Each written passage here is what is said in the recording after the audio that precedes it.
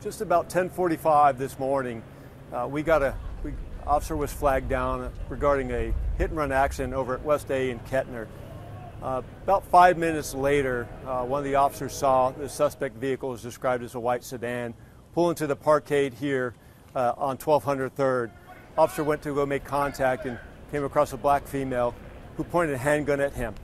The suspect then made her way up into the parkade. During that time, a person was armed with a handgun, had the handgun very visible. Our helicopter could see the handgun, so we started getting calls in of an active shooter. Rock and Roll Marathon, as everybody knows, was going on at this time just a couple blocks to the north of this.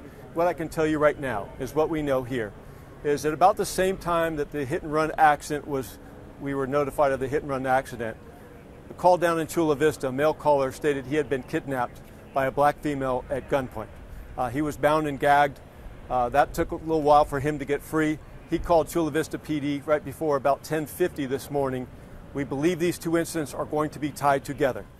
So we have this female now in custody. So we're going to have to look at her involvement in this case out at Chula Vista and then our case here. But as we were doing this active search for this person, multiple calls came in of an active shooter.